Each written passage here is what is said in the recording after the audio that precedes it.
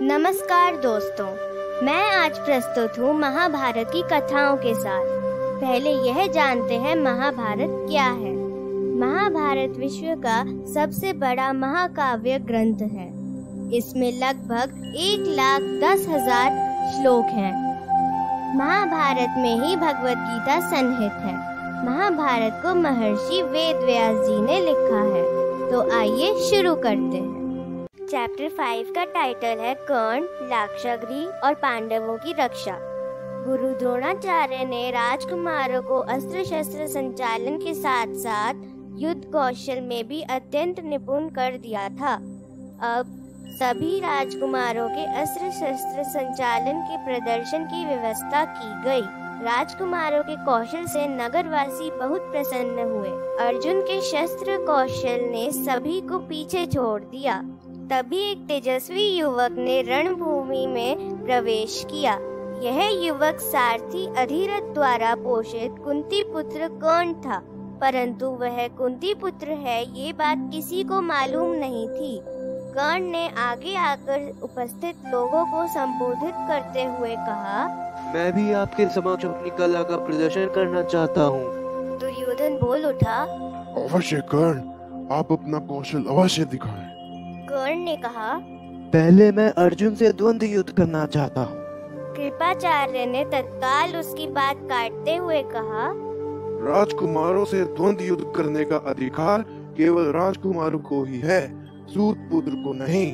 दुर्योधन बोला, अगर ऐसी बात है तो मैं अभी इसी समय कर्ण को अंग देश का राजा घोषित करता हूँ। दुर्योधन ने बिना किसी की आज्ञा के कर्ण का भरी सभा में राज्य अभिषेक कर दिया। उधर संध्या को धीरे धीरे काली चादर ओढ़ते देख भीष्म ने प्रदर्शन को बंद करने का आदेश दे दिया। अपने शिष्ट व्यवहार और गुणों के कारण पांडवों की जनता में खूब प्रशंसा होने लगी। उनके युद्ध कौशल के बाद उनकी लोकप्रियता और बढ़ गई। यह बात दुर्योधन को बुरी तरह खटकने लगी। उसने सोचा, अगर इसी तरह पांडवों की प्रशंसा होती रही तो हम तो कहीं के नहीं रहेंगे। उसने मन ही मन पांडवों का वध कर राज्य प्राप्त करने की सोची। उसने धृतराष्ट्र को बताया कि क्यों न हम पांडवों को वारणावत के मेले में भेज दें।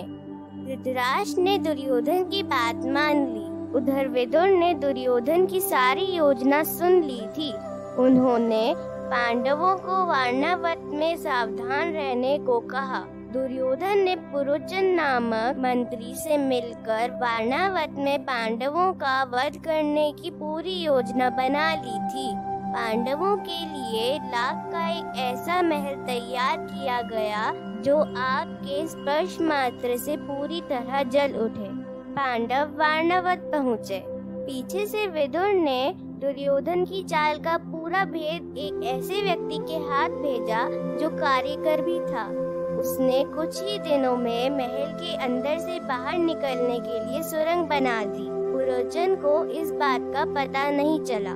पांडव रात को सुरंग में ही सोते थे ताकि आग लगने पर आसानी से बाहर निकल सकें। युधिष्ठिर पुरोचन के रंग ढंग से समझ गए कि आज रात अनहोनी होने वाली है। उन्होंने अपने भाइयों को सचेत कर दिया। उस दिन यज्ञ किया गया और नगरवासियों को भोजन भी करवाया गया। भोजन करने वालों में एक भीलनी भी थी जो अपने 5 पुत्रों के साथ वहां आई हुई थी। भोजन के पश्चात भीलनी अपने पुत्रों के साथ महल के बाहर ही सो गई। पुरोचन भी महल के बाहर वाले कमरे में सो रहा था। आधी रात को भीम ने स्वयं लाक्षागृह में आग लगा दी। इस आग में पुरोचन तथा भीलनी सहित उसके 5 पुत्र भी जलकर मर गए। पांडव अपनी माता कुंती के साथ सुरंग के रास्ते बाहर जंगल की ओर निकल गए। सुबह होते ही महल के जलने का समाचार चारों ओर फैल गया। भीलनी और उसके 5 पुत्रों के शव देखकर नगरवासी समझ गए कि कुंती तथा 5 पांडव मर चुके हैं। जब यह खबर हस्तिनापुर पहुंची, सारे नगर में शोक छा गया। दुर्योधन को बहुत खुशी हुई क्योंकि वह अपनी चाल में कामयाब हो गया था। उसे मालूम नहीं था कि यह पांडवों के शव थे या भीलनी के 5 पुत्रों के। पांडव लाक्षागृह से बचकर गंगा पार कर वन में दक्षिण की ओर बढ़ते गए। थकान और भूख के कारण सबका बुरा हाल था। भूख के कारण चलना भी कठिन हो रहा था। तब भीम ने सबको वट वृक्ष के नीचे बैठकर आराम करने को कहा और स्वयं पानी की तलाश में निकल पड़े। थोड़ी दूर पर उन्हें कुछ पक्षी दिखाई पड़े। वहाँ पानी की संभावना हो सकती है, यह सोचकर भीम उस ओर चल पड़े। जलाशय के पास पहुंचकर भीम ने अपनी प्यास बुझाई तथा माता और भाइयों के लिए पानी की व्यवस्था की। उसी जलाशय के नजदीक एक वृक्ष पर हिडिंब नाम का राक्षस रहता था। उसने अपनी बहन हिडिंबा को पांडवों को पकड़कर लाने के लिए भेजा। जब हिडिंबा कुंती और पांडवों के पास पहुंची तो उन्हें सोता हुआ पाया। भीम अपनी माता तथा भाइयों की रक्षा के लिए जगे हुए थे। वह भीम पर मुग्ध हो गई। हिडिंबा ने सुंदर युवती का रूप धारण कर भीम से विवाह की इच्छा प्रकट की तथा उनकी मदद करने की इच्छा से कहा, अपने इन सोए हुए भाइयों को जगाओ, मैं तुम्हें सुरक्षित स्थान पर पहुंचा दूंगी, वरना मेरा भाई तुम सबको खा जाएगा। भीम ने कहा, मैं अपने सोते हुए भाइयों और माता को नहीं जगाऊंगा। मुझे तुम्हारे भाई से किसी भी प्रकार का कोई भय नहीं है। जब वो आएगा तो मैं स्वयं उससे निपट लूंगा। उसी समय हिडिंब भी वहां पहुंच गया तथा अपनी बहन को भीम से बातें करते देख वह आपे से बाहर हो गया। भीम और हिडिंब में मल्ल युद्ध शुरू हो गया। कोलाहल सुनकर कुंती और पांडव जाग गए। भीम की सहायता के लिए सारे भाई दौड़े, पर भीम ने उनके पहुंचने से पहले ही हिडिंब को मार दिया। हिडिंबा को अपने भाई की मृत्यु का बहुत अफसोस हुआ। दूसरी तरफ हिडिंबा भीम की वीरता से बहुत प्रसन्न भी हुई। कुंती ने युधिष्ठिर से सलाह लेकर भीम की शादी हिडिंबा से कर दी। दोनों एक साथ रहने लगे। कुछ समय पश्चात भीम का हिडिंबा से एक पुत्र उत्पन्न हुआ जिसका नाम घटोत्कच रखा गया। थोड़े दिनों पश्चात पांडव घूमते हुए एक चकरा नगरी में पहुँचे और एक ब्राह्मण के घर आश्रय लेकर रहने लगे। जीवन यापन के लिए वो घूम घूम कर भिक्षाटन करते थे। एक दिन चारों भाई भिक्षा के लिए गए। उस दिन भीम घर पर थे। ब्राह्मण के घर से रोने की आवाज सुनाई दी।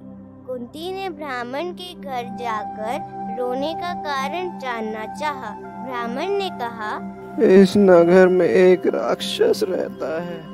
बारी बारी से हर एक घर से एक आदमी उसकी भूख मिटाने के लिए जाता है। दुर्भाग्यवश आज मेरी बारी है। आज मुझे बकासुर के पास जाना है। उसकी बात सुनकर कुंती का हृदय पिघल गया। कुंती ने उसे धीरज बंधाते हुए कहा, आप परेशान मत हो। आपने हमें अपने घर में आश्रय दिया है। हमारे रहते हुए यह अनर्थ नहीं हो सकता। मेरे 5 पुत्र हैं, उनमें से भीम सबसे बलवान है। मैं अपने पुत्र भीम को भेजती हूँ। मुझे पूरा भरोसा है कि वह उस राक्षस को अवश्य मार डालेगा। माता कुंती के कहने पर भीम स्वयं भोजन से लदी गाड़ी लेकर बकासुर की गुफा की तरफ गए। भीम बकासुर की गुफा के बाहर गाड़ी खड़ी करके स्वयं ही आराम से भोजन करने लगे। गाड़ी को विलंब होते देख भूख के मारे बकासुर अपनी गुफा से बाहर निकल आया। भीम को भोजन करते देख बकासुर गुस्से से लाल पीला हो गया। उसने भीम पर आक्रमण कर दिया। भीम पर इसका कोई असर नहीं हुआ। वे आराम से भोजन करते रहे। जब भीम ने पूरी तरह से भोजन कर लिया तब उन्होंने बकासुर पर प्रहार करना शुरू कर दिया। काफी देर तक दोनों का भयंकर युद्ध चलता रहा। अंत में बकासुर मारा गया। भीम बकासुर के शव को उसी गाड़ी में घसीटकर नगर में ले आया। बकासुर को मरा हुआ देखकर एक चक्रा नगरी के लोगों की खुशी का ठिकाना न रहा। ब्राह्मण भी अति प्रसन्न हुआ। भीम की वजह से वह बच गया। कुंती तथा चारों भाइयों को भी भीम पर गर्व हुआ। एक चक्रा नगरी में अब किसी भी प्रकार का कोई भय न था। सब नगरवासी खुशी से रहने लगे। मेरे साथ बने रहने के लिए बहुत बहुत धन्यवाद। जल्द ही प्रस्तुत होंगे अगले चैप्टर के साथ।